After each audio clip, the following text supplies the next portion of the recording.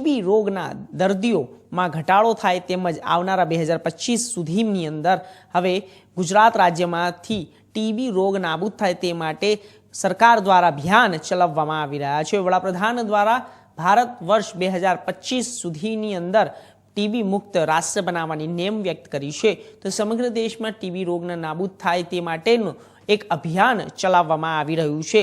તો ત્યારે કેન્દ્ર સરકાર દ્વારા ટીબી રોગ દેશભરમાંથી નાબૂદ થાય તે માટેના ચાલતા અભિયાનમાં ગુજરાત રાજ્ય પણ ટીબી મુક્ત થઈ રહ્યું છે। ત્યારે અંતરિયાળ વિસ્તાર ગણાતા બનાસકાંઠા જિલ્લામાં પણ અનેક ગામડાઓ ટીબી મુક્ત થયા છે, જેથી બનાસકાંઠા જિલ્લામાં 108 પંચાયતને મંગળવારે ટીબી મુક્ત પંચાયત અંતર્ગત સન્માનિત કરવામાં આવ્યું હતું અને જેમાંથી 25 ગ્રામ પંચાયત 2023 અને 24માં બંનેમાં ટીબી મુક્ત પંચાયત થયેલી હતી, જેમને ગાંધીજીની સિલ્વર પ્રતિમા અને પ્રમાણપત્ર આપીને સન્માનિત કરવામાં આવ્યા હતા। જેમાં નાયબ કલેક્ટરના અધ્યક્ષ સ્થાને યોજાયેલ કાર્યક્રમમાં મોરિયા મેડિકલ કોલેજના ચેરમેન પી.જે. ચૌધરી સહિત આરોગ્ય અધિકારીઓ, કર્મચારીઓ સહિત ગામડાઓના સરપંચ હાજર રહ્યા હતા।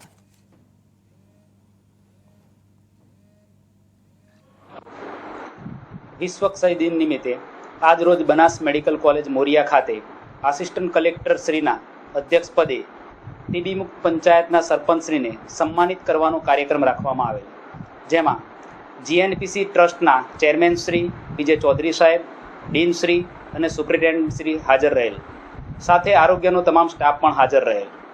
બનાસકાંઠા જિલ્લામાં 108 પંચાયતને આજ રોજ ટીબી મુક્ત પંચાયત અંતર્ગત સન્માનિત કરવામાં આવેલ હતી, જેમાંથી 25 ગ્રામ પંચાયત જે છે એ 2023 અને 2024 બંનેમાં ટીબી મુક્ત પંચાયત થયેલ હતી, જેમને ગાંધીજીની સિલ્વર પ્રતિમા અને પ્રમાણપત્ર આપી સન્માનિત કરવામાં આવેલ। सही तरीके का पालन करने के लिए